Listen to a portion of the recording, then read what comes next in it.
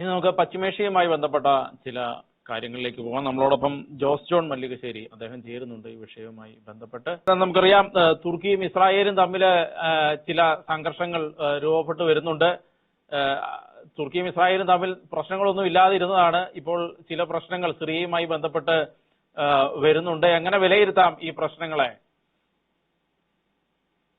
ഇവിടെ ഇപ്പൊ കാര്യമായിട്ടുള്ള അമേരിക്കൻ മീഡിയേഷൻ നടക്കുന്നുണ്ട്. അതുകൊണ്ട് തന്നെ ഇത് വലിയ തോതിൽ എസ്കലേറ്റ് ചെയ്യാനുള്ള സാധ്യത ആസ് ഓഫ് നൗ ഇല്ല. പക്ഷെ പ്രശ്നങ്ങളുണ്ട് എന്നുള്ളത് വസ്തുതയാണ്. അത് ഒരു ദിവസം കൊണ്ട് ഉടലെടുത്ത പ്രശ്നങ്ങളൊന്നുമല്ല. എർദോഗനെ സംബന്ധിച്ച്, ടർക്കിഷ് പ്രസിഡന്റായിട്ട് എർദോഗനെ സംബന്ധിച്ച് അദ്ദേഹത്തിന് വളരെ വലിയ ചില ആംബിഷൻസ് ഉണ്ട്. ആ ആംബിഷൻസ് എന്ന് പറയുന്നത് ഇറാൻ ബാക്കി വെച്ചു പോകുന്ന ഒരു സ്പേസ് ഉണ്ട്. അപ്പൊ ഇറാൻ സൗദി അറേബ്യക്ക് ഷൈൻ ചെയ്യാൻ പറ്റാവുന്ന ഒരു സാഹചര്യത്തിലാണ് ഇറാൻ ഷൈൻ ചെയ്ത് മുസ്ലിം ലോകത്തിന്റെ മൊത്തം നേതൃത്വം തങ്ങൾക്ക് ലഭിക്കുമോ എന്നൊരു ശ്രമം ഇറാൻ നടത്തി. അതിപ്പോ പരാജയപ്പെട്ട് ഏകദേശം തീരാനാണ്. അപ്പൊ അടുത്ത മുസ്ലിം വേൾഡിന്റെ ലീഡർഷിപ്പിലേക്ക് വരാൻ സാധിക്കുമോ എന്നുള്ള ഒരു മോഹം എർദോഗന്റെ വലിയ മോഹമാണ്. അപ്പൊ എർദോഗൻ പലതവണ പ്രകടിപ്പിച്ചിട്ടുള്ളതാണ്. എർദോഗന്റെ അനുയായികളെ സംബന്ധിച്ച് അദ്ദേഹം മുസ്ലിം വേൾഡ് പ്രതീക്ഷിച്ചിരിക്കുന്ന ഒരു പ്രവാചകൻ പോലുള്ള ആളാണെന്നൊക്കെ പറയുന്ന ആളുകളുണ്ട്. അപ്പം എന്തായാലും ശരി, ഇപ്പൊ അടുത്ത സംഭവിച്ച ഒരു വിഷയം സിറിയയിലെ അബു അൽ ഡാഫർ എന്ന് പറയുന്ന എയർപോർട്ടിൽ ഇസ്രായേൽ ബോംബ് ഇട്ടു എന്നുള്ളതാണ് ഈ കഴിഞ്ഞ ദിവസങ്ങളിൽ സംഭവിച്ച കാര്യം. നമുക്കറിയുന്നത് പോലെ ഈ സിറിയയുടെ നോർത്ത് വെസ്റ്റേൺ പാർട്ടിൽ വരുന്ന അതിർത്തിയാണ് ടർക്കി എന്ന് പറയുന്നത്. അത് വലിയ ലോങ് ബോർഡറാണ്. അതിന്റെ വെസ്റ്റേൺ പാർട്ടിലാണ് ഇസ്രായേൽ വരുന്നത്. അപ്പം ഇസ്രായേലിന് സിറിയയായിട്ട് അതിർത്തിയുണ്ട്, ടർക്കിക്കും അതിർത്തിയുണ്ട്. ടർക്കിയുടെ കുറെ ഭാഗം ഇസ്രായേൽ പിടിച്ചു വെച്ചിട്ടുണ്ട്. ഏകദേശം 1200 സ്ക്വയർ കിലോമീറ്റർ ഏരിയ ഇസ്രായേൽ പിടിച്ചു വെച്ചിട്ടുണ്ട്. അത് 1967 യുദ്ധത്തില് ഗോലാൻ ഹൈറ്റ്സ് ഇസ്രായേൽ പിടിച്ചിരുന്നു. അതിനുശേഷം ഇപ്പൊ ഈ കഴിഞ്ഞ ഈ അസാദ് ഗവൺമെന്റ് വീഴുന്നതിന് തൊട്ട് മുൻപ് അവരവിടുത്തെ ഗ്രീൻ ലൈനിൽ നിന്ന് കുറെ മുന്നോട്ട് പോയിട്ട് മൗണ്ട് ഹെർമോൺ ഒക്കെ പിടിച്ചടക്കി കുറച്ച് റീജിയനുകൾ പിടിച്ചു വെച്ചിട്ടുണ്ട്. നേരെ മറിച്ച് ടർക്കി ഈ സിറിയയുടെ ഏകദേശം 8000 സ്ക്വയർ കിലോമീറ്റർ വരെ ടർക്കി പിടിച്ചു വെച്ചിട്ടുണ്ട്. ടർക്കിയുടെ നിയന്ത്രണത്തിലാണ്. പിടിച്ചു വെക്കുക എന്നതിനേക്കാൾ ടർക്കിഷ് നിയന്ത്രണത്തിലാണ് ഈ സൗതേൺ ബോർഡർ. സിറിയ ഒരു വലിയ രാജ്യമാണ്. സിറിയയുടെ സൗതേൺ ബോർഡറിലുള്ള ഏകദേശം 8000 സ്ക്വയർ കിലോമീറ്റർ ഏരിയയിൽ ടർക്കിഷ് ഫോഴ്സുകൾക്കാണ് ഇൻഫ്ലുവൻസ് ഉള്ളത്. അപ്പൊ അവിടെ ലോ ആൻഡ് ഓർഡർ അടക്കം കൺട്രോൾ ചെയ്യുന്നത് ടർക്കിയാണ്. ഇപ്പൊ ഈ പുതിയ അൽഷാറ എന്ന് പറയുന്ന പുതിയ ഭരണാധികാരി വന്നതിന് ശേഷം വാസ്തവത്തിൽ ടർക്കിയുടെ ഒരു വലിയ സപ്പോർട്ടോട് കൂടിയാണ് അസാദിനെ ഈ അൽഷാറ വീഴിക്കുന്നത്. ഇതിന് മുൻ പ്രസിഡന്റിനെ, ഇപ്പോഴത്തെ പ്രസിഡന്റ് അൽഷാറ എന്ന് പറഞ്ഞാൽ ഇലക്ഷൻ പ്രസിഡന്റ് അല്ല, നമുക്കറിയാം. അത് ഒരു അട്ടിമറിയിലൂടെ അദ്ദേഹം പ്രസിഡന്റായ ആളാണ്. ആ അട്ടിമറിക്ക് സഹായം പ്രധാനമായിട്ടും അദ്ദേഹത്തിന് ലഭിച്ചത് സിറിയയിൽ നിന്നാണ്, ടർക്കിയിൽ നിന്നാണ്. അപ്പൊ സ്വാഭാവികമായിട്ടും ടർക്കിയുമായിട്ട് ഇപ്പോഴത്തെ ഈ അൽഷാറയ്ക്ക് വലിയ ബന്ധമുണ്ട്. അപ്പൊ ടർക്കി അവിടെ കൂടുതൽ ഇൻഫ്ലുവൻസ് ഉണ്ടാക്കുന്നത് ഇസ്രായേലിനെ സംബന്ധിച്ച് റിയൽ ഭീഷണിയാണ്. കാരണം അത് വേറൊരു രൂപത്തിൽ വരുന്ന ഇസ്ലാമിസ്റ്റ് ഭീഷണിയാണ്. ഈ ഹമാസും അതുപോലെ ഇറാനും ഒക്കെ ഉണ്ടാക്കിയിരുന്ന ഇസ്ലാമിസ്റ്റ് ഭീഷണി എന്താണോ, അതിനു മുൻപ് ISIS ഉണ്ടാക്കിയ ഇസ്ലാമിസ്റ്റ് ഭീഷണി എന്താണോ, അതേ ഇസ്ലാമിസ്റ്റ് ഭീഷണിയുടെ വേറൊരു രൂപമാണ് ഇപ്പൊ ടർക്കി ഈ ഇസ്രായേലിന്റെ മേലെ മൗണ്ട് ചെയ്തുകൊണ്ടിരുന്നത്. അപ്പൊ അതിനെ ഒപ്പോസ് ചെയ്യുക എന്നുള്ള ഒരു താല്പര്യത്തോടെയാണ് ഈ ബോംബിംഗ് നടന്നിട്ടുള്ളത്. ഈ ബോംബിംഗ് നടക്കാനുള്ള ഇമ്മീഡിയറ്റ് ആയിട്ടുള്ള റീസൺ, ഈ എയർപോർട്ട് ടർക്കി മിലിറ്ററി ഡെവലപ്പ് ചെയ്ത് അവരുടെ ഒരു എയർബേസ് ആക്കി മാറ്റാനുള്ള ശ്രമം നടക്കുന്നു എന്നുള്ള ഒരു ഇൻഫർമേഷൻ അടിസ്ഥാനത്തിലാണ് ആ എയർബേസിനെ ബോംബ് ചെയ്ത് അത് റിപ്പയർ ചെയ്യാൻ പറ്റാത്ത വിധത്തിലാക്കി കളയാണ് ചെയ്തത്. നേരത്തെ ഓൾറെഡി അത് ബോംബ് ചെയ്ത് തകർത്തിട്ടുള്ള എയർപോർട്ടാണ്. അപ്പൊ അത് കൂടുതൽ ബോംബ് ചെയ്ത് അതിനെ കൂടുതൽ തകർക്കുന്ന ഒരു സംഗതിയാണ് ഇവിടെ സംഭവിച്ചിട്ടുള്ളത്. ടർക്കി ഈ സിറിയൻ റീജിയന്റെ ഉള്ളിൽ തന്നെ ചെറിയ എയർപോർട്ടുകൾ, എയർബേസുകൾ ഡെവലപ്പ് ചെയ്തതായി ഓൾറെഡി വിവരങ്ങളുണ്ട്. അപ്പൊ ഇതൊക്കെ സിറിയയുടെ മേലെ ടർക്കിക്കുള്ള ഗ്രോവിംഗ് ഇൻഫ്ലുവൻസിനാണ് കാണിക്കുന്നത്. ഇപ്പൊ ഈ കഴിഞ്ഞ യുദ്ധത്തില് അസാദ് വീഴുന്ന സമയത്ത് സിറിയയിലെമ്പാടും ഹെസ്ബുള്ളക്കെതിരായുള്ള ആക്ഷന്റെ ഭാഗമായി സിറിയയുടെ എയർ പവറിനെ ഇസ്രായേൽ പരിപൂർണമായും തകർത്തിരുന്നു. അപ്പൊ സിറിയ ഇനിയൊരു എയർ പവർ ഡെവലപ്പ് ചെയ്യുന്നത് ഈ ഒരു ഗവൺമെന്റ് കീഴിൽ ഇസ്രായേലിന് താല്പര്യപ്പെടുന്നില്ല എന്നുള്ളതാണ് സത്യം. അപ്പൊ ഇസ്രായേൽ അത് റൈറ്റ് ഉണ്ടോ എന്ന് ചോദിച്ചാൽ ശക്തിയുള്ളവൻ മിടുക്കൻ, അത്രേ ഉള്ളു കാര്യം. അപ്പൊ അത് എന്തായാലും ശരി, അവരുടെ ഒരു എയർ പവർ ഈ അൽഷാറയുടെ ഗവൺമെന്റ് ഒരു തീവ്രവാദി ഗവൺമെന്റ് ആയിട്ടാണ് ഇസ്രായേൽ വ്യൂ ചെയ്യുന്നത്. നേരെ മറിച്ച് അൽഷാറ അമേരിക്കയുമായിട്ട് നല്ല ബന്ധം സ്ഥാപിച്ചിട്ടുണ്ട്. ഇപ്പൊ ഇന്നത്തെ റിപ്പോർട്ടുകൾ അനുസരിച്ച് മൊസാദിന്റെ തലപ്പത്തുള്ള ആളും, ഞാൻ അദ്ദേഹത്തിന്റെ പേര് വിട്ടുപോയി, അദ്ദേഹവും ഇപ്പോഴത്തെ സിറിയയുടെ വിദേശകാര്യ മന്ത്രിയും തമ്മിലുള്ള ചർച്ച നടക്കുകയാണ്. അപ്പൊ സിറിയയെ സംബന്ധിച്ചുള്ള ഡിമാൻഡ് എന്താണെന്ന് വെച്ചാൽ സിറിയയുടെ പരമാധികാരം ഇസ്രായേൽ അംഗീകരിക്കണം എന്നുള്ള. പരമാധികാരം അംഗീകരിക്കുക എന്ന് പറഞ്ഞാൽ ഇപ്പോഴത്തെ ഗവൺമെന്റ് ഇലക്ഷൻ ഗവൺമെന്റ് അല്ലാത്തത് കൊണ്ട് ഇത് തീവ്രവാദികളുടെ ഒരു ഗവൺമെന്റ് ആണ് എന്നാണ് ഇസ്രായേൽ പറയുന്നത്. അത് അങ്ങനത്തെ ഒരു ആർഗ്യുമെന്റ് ഇസ്രായേൽ മാറ്റിയിട്ട് ഇതിനെ ഒരു ഫോർമൽ സിറിയൻ ഗവൺമെന്റായി ഇസ്രായേൽ അംഗീകരിക്കണം എന്നുള്ളതാണ് സിറിയയുടെ ഒന്നാമത്തെ ഡിമാൻഡ്. രണ്ടാമത്തെ സിറിയയുടെ ഡിമാൻഡ് ഇപ്പോൾ ഈ 2024 ശേഷം ഇസ്രായേൽ പിടിച്ചെടുത്ത മൗണ്ട് ഹെർമോൺ അടക്കമുള്ള സ്ഥലങ്ങൾ അത് വിട്ടുകൊടുക്കണം എന്നുള്ളതാണ് ഈ സിറിയ പറയുന്ന ഡിമാൻഡ്. നേരെ മറിച്ച് ഇസ്രായേലിനെ സംബന്ധിച്ചുള്ള ഡിമാൻഡ് തുർക്കിയുമായി കൂടുതൽ ബന്ധങ്ങൾ പാടില്ല എന്നുള്ളതാണ് ഇസ്രായേലിന്റെ ഈ പ്രധാനപ്പെട്ട ക്രൈറ്റീരിയ. വേറൊന്ന്, ഈ ഇസ്രായേലിന്റെ അതിർത്തിയോട് ചേർന്ന് മൗണ്ട് ഹെർമോണിന്റെ ഭാഗത്ത് താമസിക്കുന്ന ഡ്രൂസ് എന്ന് പറയുന്ന ഒരു കമ്മ്യൂണിറ്റി ഉണ്ട്. ആ കമ്മ്യൂണിറ്റി പടിഞ്ഞാറൻ സിറിയയുടെ ഭാഗത്താണ് ആ ഡ്രൂസ് കമ്മ്യൂണിറ്റി കൂടുതലായിട്ടുള്ളത്. ആ ഡ്രൂസ് കമ്മ്യൂണിറ്റിയെ പ്രൊട്ടക്ട് ചെയ്യണമെന്നുള്ളതും ഇസ്രായേലിന്റെ ഡിമാൻഡിൽപ്പെടുന്ന സംഗതിയാണ്. അപ്പൊ ഇതിനെ സംബന്ധിച്ച് ചർച്ച നടന്നുകൊണ്ടിരിക്കുകയാണ്. എന്തായാലും ശരി, ടർക്കി അവിടെ ഇൻഫ്ലുവൻസ് വളർത്താൻ ശ്രമിക്കുന്നതിനെ റെസിസ്റ്റ് ചെയ്യുന്നതിന്റെ ഭാഗമായിട്ടാണ് ഇപ്പോൾ ഈ റീസെന്റ് ആയിട്ടുള്ള ഈ അബു അൽ ദർഖർ എന്ന് പറയുന്ന എയർപോർട്ടിലെ ഇസ്രായേൽ ബോംബിംഗ് നടന്നിരുന്നത്. നമുക്കറിയാവുന്നതുപോലെ അങ്ങ് നേരത്തെ സൂചിപ്പിച്ചു അൽഷാറയുടെ ആരാണ് ബാക്ക് ചെയ്യുന്നതെന്ന്. തുർക്കി തന്നെയാണ്. തുർക്കിയുടെ ആ ഭാഗത്തു നിന്നാണ് ഇതിനുള്ള ഈ അൽഷാറ വരുന്നതിന് മുൻപ് തന്നെ തുർക്കിയുടെ അതിർത്തികളിൽ കൂടി ഇവർ കടന്ന് സിറിയയിലേക്ക് കടന്ന് ആക്രമണങ്ങൾ നടത്തി തിരിച്ചു പോകുന്നു എന്നുള്ള റിപ്പോർട്ടുകൾ വന്നിരുന്നു. അതിനുശേഷം അൽഷാറ തുർക്കിയുടെ ആ ഭാഗത്തു നിന്ന് അവര് വന്ന് അവസാനം സിറിയ കീഴടക്കുന്നത് അവരാണ്. അതുകൂടാതെ ഇതിനെല്ലാം മുൻപ് തന്നെ കുർദുകൾ താമസിക്കുന്ന ഇറാഖിന്റെയും സിറിയയുടെയും അതുപോലെ ആ മേഖലകളിലെല്ലാം തുർക്കിയുടെ സൈനിക സാന്നിധ്യമുണ്ട്. തുർക്കിയുടെ സൈനിക കേന്ദ്രങ്ങളടക്കം ആ മേഖലകളിലെല്ലാം അന്നു മുതലേ ഉള്ളതുമാണ്. അപ്പോൾ ഇപ്പോൾ ഈ ഇസ്രായേല് പെട്ടെന്നൊരു സുപ്രഭാതത്തിൽ തുർക്കിക്കെതിരെ ഇങ്ങനെ ആഞ്ഞടിക്കുക, തുർക്കിക്ക് F-35 കൊടുക്കുന്നതിനെ ശക്തമായി എതിർക്കുന്ന സാഹചര്യം, ഇങ്ങനെയുള്ള സാഹചര്യങ്ങളെല്ലാം ഈ പെട്ടെന്ന് ഉണ്ടാകുമ്പോൾ, കാരണം സിറിയയിൽ നേരത്തെ തന്നെ ഇവരുടെ സാന്നിധ്യമുണ്ട്. സിറിയ തുർക്കിയുടെ നേതൃത്വത്തിലാണ് ഇവര് അമേരിക്കയെല്ലാം ചേർന്ന് പിടിച്ച് താഴെയിട്ടതും നേതൃത്വത്തിലാണ്. IS തീവ്രവാദികള് തുർക്കി വഴിയാണ് കടന്നു വന്നതെന്ന്. ഇങ്ങനെയെല്ലാം തീവ്രവാദത്തിലേക്ക് സംഘടനയിൽ ചേരാൻ ആളുകൾ ലോകത്തിന്റെ പല ഭാഗത്തുനിന്ന് കയറി വന്നു. ഇങ്ങനെയെല്ലാം ഉള്ള പാരമ്പര്യം തുർക്കിക്കുണ്ട്. അതിന്റെ ഒപ്പം അന്ന് അവർ ഒരുമിച്ച് പോയതാണ്.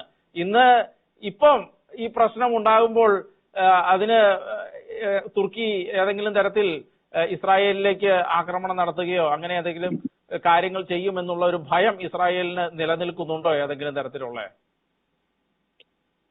ഇത് വളരെ കോംപ്ലക്സ് പോളിറ്റിക്സ് ആണ്. നമ്മൾ വിചാരിക്കുന്നത് പോലെ ഇതൊരു ചെറിയ കാര്യമൊന്നുമല്ല. ഇതിനകത്ത് ഒരുപാട് ഫോഴ്സുകളുണ്ട്. ഈ കുർദിഷ് ഫോഴ്സുകളെ കുറിച്ച് മെൻഷൻ ചെയ്തല്ലോ. ഈ കുർദിഷ് പറയുമ്പോൾ ഒരു കാര്യം കൂടെ പറയാൻ ഉദ്ദേശിച്ചത്, ഈ തുർക്കിയിലെ തന്നെ കുർദുകളെ തുർക്കി അടിച്ചമർത്തിക്കൊണ്ടിരിക്കുന്ന ഒരു സാഹചര്യം ഉണ്ട്. അപ്പോൾ ഒരു കുർദിഷ് ആയിട്ടുള്ള ഒരു വ്യക്തിയോട് ഞാൻ സംസാരിച്ചപ്പോൾ അയാൾ പറഞ്ഞു, ഞങ്ങൾ സാമ്പത്തികമായിട്ട് വളരെ ഉയർന്ന നിലയിലാണ്, ഞങ്ങൾക്ക് അവരെ കഴിഞ്ഞും കൂടുതൽ സാമ്പത്തികം ഉണ്ട്, അതുകൊണ്ട് അവർക്ക് ഞങ്ങളോട് ഭയങ്കര അസൂയയാണ്, അതുകൊണ്ട് അവർ ഞങ്ങളോട് എപ്പോഴും ഉപദ്രവിച്ചുകൊണ്ടിരിക്കും എന്ന് അയാൾ പറയുകയും ചെയ്തായിരുന്നു ഒരു പ്രാവശ്യം. അപ്പോൾ തീർച്ചയായിട്ടും ഈ കുർദിഷ് പൊളിറ്റിക്സില് തുർക്കി നേരത്തെ പറഞ്ഞ പോലെ ഇടപെടുന്നുണ്ട്. ഇതെല്ലാം അവിടെ നടക്കുന്നുണ്ട് പണ്ട് മുതലേ. പക്ഷെ ഇപ്പോൾ ഇസ്രായേൽ ഇങ്ങനെ പൊട്ടിത്തെറിക്കാനുള്ള ഒരു കാരണം എന്തായിരിക്കും എന്നാണ് തോന്നുക നമുക്ക്?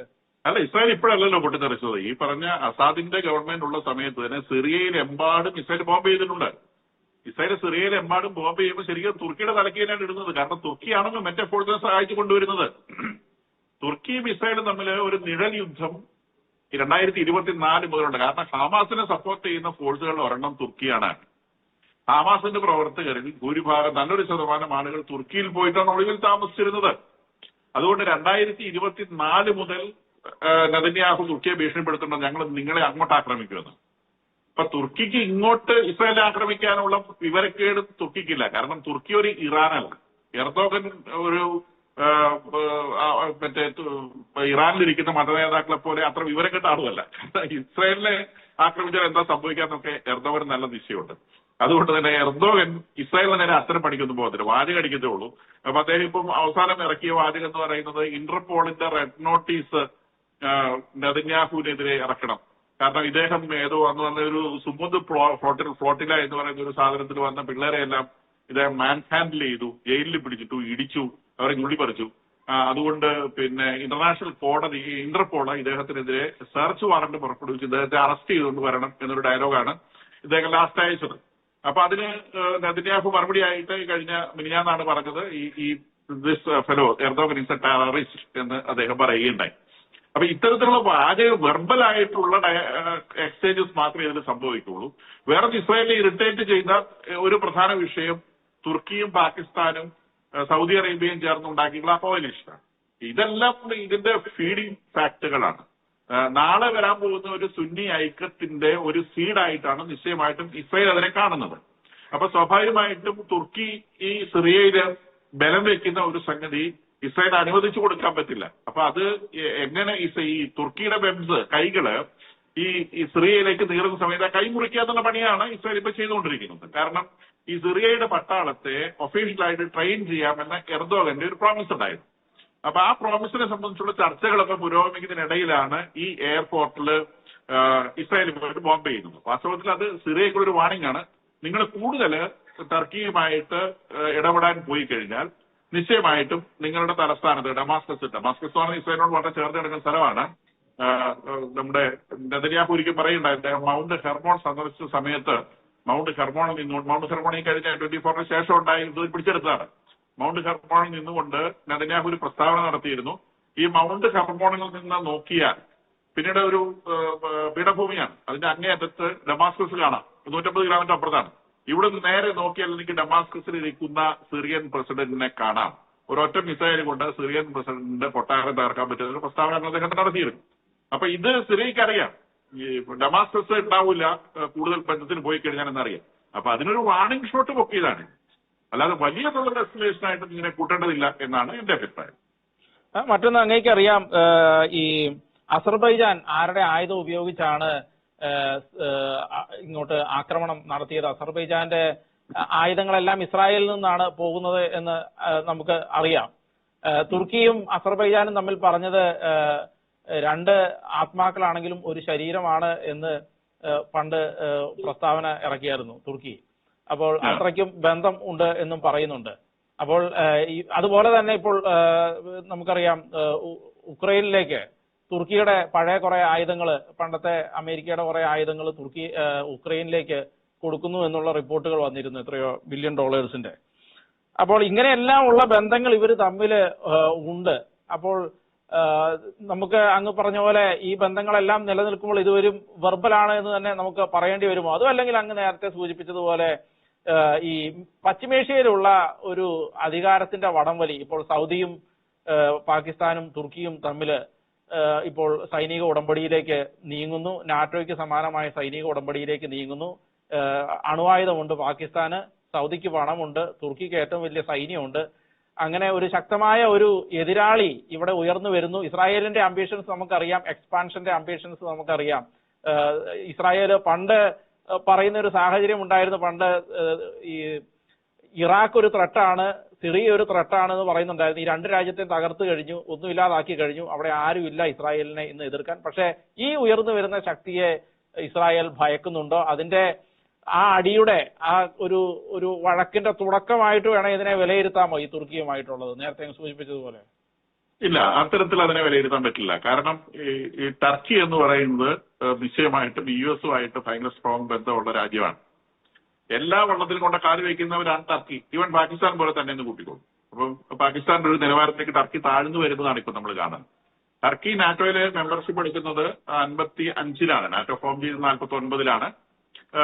4-5 വർഷം കഴിഞ്ഞിട്ടാണ് ടർക്കിക്ക് ഈ നാറ്റോയിൽ മെമ്പർഷിപ്പ് കൊടുക്കുന്നത്. മെമ്പർഷിപ്പ് കൊടുക്കുന്ന സമയത്ത് തന്നെ പല രാജ്യങ്ങളും അതിനെ എതിർത്തിരുന്നു. എങ്കിലും അമേരിക്കയുടെ പ്രത്യേക താല്പര്യപ്രകാരമാണ് ടർക്കിക്ക് മെമ്പർഷിപ്പ് കൊടുത്തിട്ടുള്ളത്. ഇപ്പൊ നേരത്തെ സൂചിപ്പിച്ചതുപോലെ ഈ അമേരിക്ക അവിടെ നിന്ന് ആയുധങ്ങൾ ഉക്രൈനിലേക്ക് കൊടുക്കുന്നു എന്നൊക്കെ പറയുന്നത് അമേരിക്കയുടെ പല ആയുധങ്ങളും നിർമ്മിക്കാൻ, ഭാഗികമായി നിർമ്മിക്കാൻ, ഈവൻ F-35 ഭാഗങ്ങൾ പോലും നിർമ്മിക്കാൻ ഈ ടർക്കിയെ ഉപയോഗിക്കുന്നുണ്ട്. അതിന്റെ റീസൺ ഇതാണ്, ടർക്കിക്ക് വലിയൊരു വർക്ക് ഫോഴ്സ് ഉണ്ട്. US-ലും വെസ്റ്റേൺ രാജ്യങ്ങളിലും ഒക്കെയുള്ള വലിയ പ്രശ്നം ഇവർക്ക് വർക്ക് ഫോഴ്സ് ഇല്ല എന്നുള്ളതാണ്. അപ്പൊ ഈ വർക്ക് ഫോഴ്സ് ഉള്ളത് കൊണ്ട് പല ആയുധങ്ങളും അമേരിക്ക ഇവിടെ നിർമ്മിക്കുന്നുണ്ട്. പക്ഷെ അതിന്റെ അർത്ഥം ഈ ആയുധങ്ങളുടെ മുഴുവൻ ഫോർമുലയും ടർക്കിയുടെ കയ്യിലുണ്ട് എന്നല്ല. അത് അമേരിക്കൻ സൂപ്പർവിഷനിൽ തന്നെയാണ് നടക്കുന്നത്. ഈവൻ പാകിസ്ഥാനിൽ ന്യൂക്ലിയർ ബോംബ് ഇരിപ്പുണ്ട്. അമേരിക്ക പറയാതെ ന്യൂക്ലിയർ ബോംബ് അവിടുന്ന് പൊങ്ങത്തൊന്നുമില്ല. അതിന്റെ കീ ഇരിക്കുന്ന അമേരിക്കയുടെ കയ്യിലാണ്.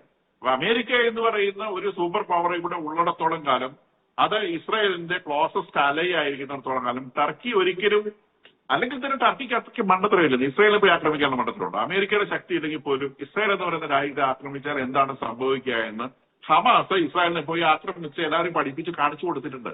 ഒരാവശ്യമില്ലാതെ പോയിരുന്ന് മോഹാനൻ നായുടെ നേരെ തേങ്ങ കൊണ്ടിട്ടെന്ന് പറയുന്ന പോലെ കൊണ്ടിട്ട് കടി വാങ്ങി ഇപ്പം ഗാസായും ഇല്ല, ഗാസായിലുള്ള മനുഷ്യരും ഇല്ലാത്ത അവസ്ഥയായി. അതിന്റെ ബാക്കിയാണ് ഇപ്പൊ ഇറാൻ വാങ്ങിക്കെട്ടിക്കൊണ്ടിരിക്കുന്നത്. ഇത് എല്ലാവർക്കും അറിയുന്ന സംഗതിയാണ്. അതുകൊണ്ട് ഇസ്രായേലുമായിട്ട് ഡയറക്റ്റ് വാറിന് ഒരിക്കലും എർദോഗൻ നിൽക്കില്ല. അതിന് മാത്രമുള്ള മണ്ടനല്ല എർദോഗൻ. അപ്പൊ അങ്ങനത്തെ പണിക്കൊന്നും അവർ പോവില്ല. കാരണം തുർക്കിയെ സംബന്ധിച്ചുള്ള ചരിത്രം നമുക്കറിയാം. ഓട്ടോമൻ എംപയർ മുതൽ ഇങ്ങോട്ടുള്ള ചരിത്രവും അത് തകർന്ന് തരിപ്പണമായ ചരിത്രവും പിന്നീട് അത് റീഫോം ചെയ്തു വന്ന ചരിത്രവും ഇപ്പോൾ തുർക്കി എന്ന് പറയുന്ന രാജ്യം അത്ര വലിയ പവർ ഒന്നും അവർക്ക് പട്ടാളം ഉണ്ടെന്നേ ഉള്ളൂ. അത് നാറ്റോയുടെ ഭാഗമായതുകൊണ്ടും US സപ്പോർട്ട് ഉള്ളതുകൊണ്ടാണ് ആ നിലയ്ക്ക് നിൽക്കുന്നത്. ഇസ്രായേലിനെ ആക്രമിക്കുന്നൊന്നും US ഒരു കാരണവശാലും സപ്പോർട്ട് ചെയ്യാനില്ല. അങ്ങനത്തെ ഒരു കാര്യം സംഭവിക്കാനേ പോകുന്നില്ല.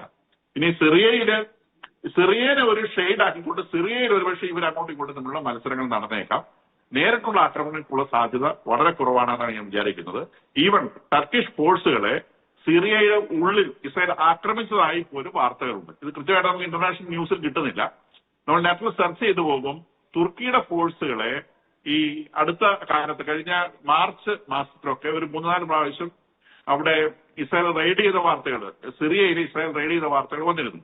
അത് സിറിയൻ ഫോഴ്സുകളെ റെയ്ഡ് ചെയ്തു എന്നുള്ള മട്ടിലാണ് ആ വാർത്തകൾ പുറത്തു വന്നത്. വാസ്തവത്തിൽ സിറിയൻ ഫോഴ്സുകൾ ആയിരുന്നില്ല. അത് ടർക്കിഷ് ഫോഴ്സുകൾ അവിടെ എയർ ബേസുകളും അവരുടെ മിലിറ്ററി ബേസുകളും ഉണ്ടാക്കാൻ ശ്രമിക്കുന്നതിനിടയിൽ തുർക്കി പട്ടാളക്കാരെ തന്നെയാണ് ഇസ്രായേൽ ആക്രമിച്ചതും കൊന്നതും എന്നാണ് ഇപ്പോൾ വാർത്തകൾ പുറത്തു വരുന്നത്. അങ്ങനെയാണ് ടർക്കിക്ക് തിരിച്ചേക്കണമെന്ന് തിരിച്ചടിച്ചു. അപ്പൊ അന്ന് തിരിച്ചടിക്കാത്ത ടർക്കി ഇന്നിപ്പോ ഇവിടെ പോയിട്ട് ആലപ്പുഴ അടുത്താണ് ഈ സംഭവം നടക്കുന്നത്. ഈ പറയുന്ന ഈ ആക്രമിക്കപ്പെട്ട എയർപോർട്ട് എന്ന് പറയുന്ന അബു അൽ ദഹർ എന്ന് പറയുന്നത് ആലപ്പുഴ എന്ന് പറയുന്ന സിറിയയിലെ അങ്ങനെ നോർത്തേൺ സൈഡിലുള്ള വലിയൊരു സിറ്റിയുണ്ട്. ഈ ആലപ്പുഴ എന്ന് പറയുന്ന അവർ ഗവർണറേറ്റ് ആണ്, ഓരോരുത്തർ സംസ്ഥാന പോലിരിക്കും. അപ്പൊ അതിന്റെ നല്ലൊരു ഭാഗം കൺട്രോൾ ചെയ്യുന്നത് ഈ തുർക്കിഷ് ഫോഴ്സുകളും അവർ സപ്പോർട്ട് ചെയ്യുന്ന ഗ്രൂപ്പുകളാണ്. ഈ സിറിയയിൽ നമ്മൾ വിചാരിക്കരുത് അൻസാറ അവിടെ ഇരിപ്പുണ്ട്, ഈ ഭരണം മുഴുവൻ അയാളുടെ കയ്യിലാണെന്ന് വിചാരിക്കരുത്. ഒരുപാട് വിക്കറ്റ് ഗ്രൂപ്പുകളുണ്ട്, ഒരുപാട് ടെററിസ്റ്റ് ഗ്രൂപ്പുകളുണ്ട്. സിറിയയുടെ പല ഭാഗവും കൺട്രോൾ ചെയ്യുന്ന ഇങ്ങനത്തെ കുഞ്ഞു കുഞ്ഞു ഗ്രൂപ്പുകളാണ്. അതിന് ഇതിന്റെ തെക്കൻ അതിർത്തി കൺട്രോൾ ചെയ്യുന്നത് തുർക്കിയുടെ നിയന്ത്രണത്തിലുള്ള കുറെ ഗ്രൂപ്പുകൾ കൂടി ചേർന്നുകൊണ്ടാണ് ഈ കാര്യങ്ങൾ നടന്നുകൊണ്ടിരിക്കുന്നത്. അപ്പൊ നമ്മുടെ ഇവിടെ നിന്ന് ഇന്ത്യൻ പോളിറ്റിക്സ് ഒക്കെ ചിന്തിക്കുന്ന പോലെ, നമ്മുടെ കേരളം ഒക്കെ ചിന്തിക്കുന്നത് പോലെ, അല്ലെ ഇന്ത്യൻ ഒരു സംസ്ഥാനത്തെ കുറിച്ച് ചിന്തിക്കുന്നത് പോലെ ഇത്തരം പ്രദേശങ്ങളെ കുറിച്ച് ചിന്തിക്കരുത്. ഇവിടെ നിന്ന് കൃത്യമായ ഒരു ഭരണം ഇല്ല എന്നുള്ളതാണ് കാര്യം. അതുകൊണ്ടാണ് ഇസ്രായേലിന് അവിടെ കയറി കയറ്റി വരാൻ പറ്റുന്നത്. അതുകൊണ്ടാണ് തുർക്കിക്ക് അവിടെ കയറി കയറ്റി വരാൻ പറ്റുന്നത്. ഈ ഒരു സാഹചര്യത്തിൽ എർദോഗൻ വെറുതെ മീശ വിരിച്ച് കാണിക്കുന്നുള്ളൂ. എർദോഗനോട് ഒന്നും ചെയ്യാൻ പോകുന്നില്ല. മാത്രമല്ല പാകിസ്ഥാനും സൗദി അറേബ്യയും ഈ പറയുന്ന ടർക്കിയും തമ്മിൽ ഉണ്ടാക്കിയ പാക്ടിന് എന്തെങ്കിലും വരെയുണ്ടെങ്കിൽ ഈ കഴിഞ്ഞ മാസം ആദ്യം ഈ റെഡ് സീയില് പാകിസ്ഥാന്റെ ഒരു മർച്ചന്റ് നേവി ഷിപ്പ് ആക്രമിക്കപ്പെട്ട് 6 പാകിസ്ഥാനികൾ കൊല്ലപ്പെടുകയും കൂടാതെ 7 പാകിസ്ഥാനികൾക്ക് മുറിവേൽക്കുകയും ചെയ്യുന്ന ഒരു സംഭവം ഉണ്ടായി. അത് ഹൂത്തികളാണ് ചെയ്തത്. ഇവർ പാക്ട് ഉണ്ടാക്കിയ ശേഷം സംഭവിച്ചാൽ പാകിസ്ഥാനർക്ക് നേരിട്ട് മുറിഞ്ഞതാണ്. എന്നിട്ട് പാകിസ്ഥാൻ ഇടപെടാത്തത്. അപ്പൊ ഇതിനകത്തൊന്നും ഒരു കാര്യമല്ല, ഇവരൊന്നും ഉണ്ടാക്കത്തില്ല വെറുതെ. അതാണ് ഇറാൻ അത് ഇവര് ഒപ്പിട്ട പിറ്റേ ദിവസം ഇറാൻ പറഞ്ഞു കടലാസിൽ ഒപ്പിട്ടത് കൊണ്ട് യുദ്ധം ഉണ്ടാകില്ല, ചുണയുണ്ടെങ്കിൽ നേരിട്ട് എന്നാണ് അന്ന് ഇറാൻ പറഞ്ഞത്. അതിപ്പോഴും നിലനിർത്തിയിട്ടുണ്ട്. അപ്പൊ അതുകൊണ്ട് ഇവർ ഈ പാക്ട് ഉണ്ടാക്കിയത് കൊണ്ടോ അല്ലെങ്കിൽ എർദോഗൻ ഈ കിടന്ന് ചാടുന്നത് കൊണ്ടോ ഒന്നും ഒരു യുദ്ധമൊന്നും സംഭവിക്കാൻ പോകുന്നില്ല. അതിന് മാത്രമുള്ള ശേഷി അവർക്കില്ല, അല്ലെങ്കിൽ അതിന് മാത്രമുള്ള മണ്ഡലത്തിൽ അവർക്കില്ല. വളരെ നന്ദി അങ്ങ് ഈ വിഷയവുമായി ബന്ധപ്പെട്ട് ഞങ്ങളോട് സംസാരിച്ചതിന് വളരെ നന്ദി.